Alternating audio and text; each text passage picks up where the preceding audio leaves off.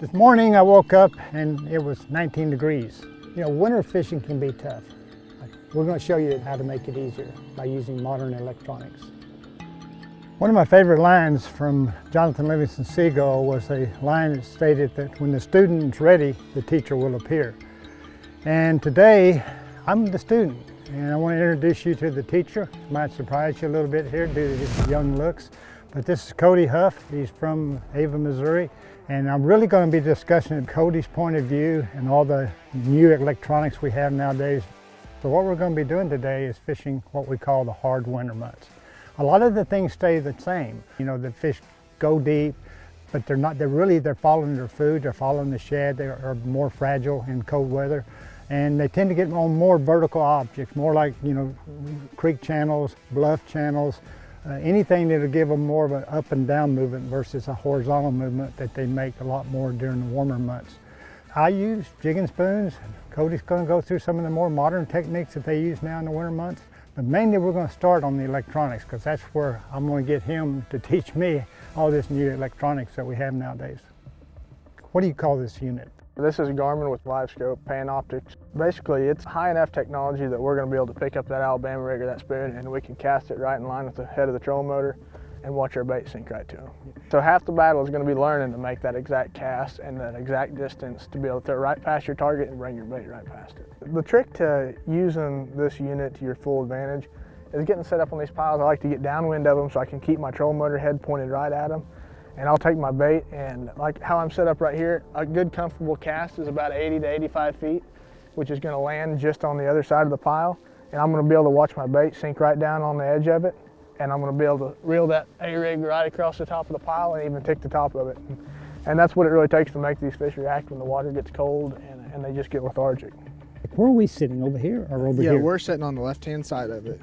Here's the A-rig coming down. Yep, sinking right past a couple of fish. Yeah. Kind of scared him off. Scared See him that? off, yeah. See, A-rig still coming down. Yep. There's one big glowing ball right in the top of that pile. Let's see if we can get him to bite.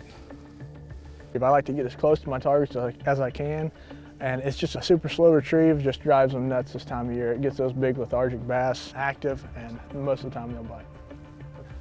But there's a wad of them there. There he goes. Ooh. I throw my A-rig on a 7.6 medium heavy Johnny Morris Harbin Light rod and Signature Series reel. This is a perfect setup for that Alabama rig. I don't know whether to laugh or cry. Oh, that's as good as it gets. It's just, but it's not even. See, I've been doing this 43 years. He's not even been on the earth 22, okay? It amazes me. If you don't keep evolving, you just get left behind. One of the cool things about using these new electronics is we all think that we know what's going on underwater, but in all reality, we don't actually know how much this bait is going to rise. You think about the amount of blades and just the amount of water that this bait catches, it actually rises way quicker than you think. So this is just one more advantage that you get from this. Yeah, the old days, it used to be a guessing game. The hardest fish to catch were suspended deep fish. And even if you learn countdown techniques, 1001, it drops a foot, 2000, 3 foot, 10 foot, then maintaining it if say the fish are 15 foot deep, that was really hard. And what I'm seeing here is that just the smallest amount of movement moves your bait back up a lot quicker than I thought it would. So no doubt, if you can visually look through this and see your bait, you can maintain the proper depth a whole lot easier. You know, in my more cocky era of my career, back when I'd won 2 classics in a row, and I thought, well, man, give me another 15, 20 years, and I'm going to figure this all out. I was pretty wrong. And I've learned in the last 10 years, I've had to evolve if I wanted to still compete at a high level. And this is just trying to achieve that, was trying to learn this new technology that we have available nowadays that us older guys admittedly are very slow to embrace.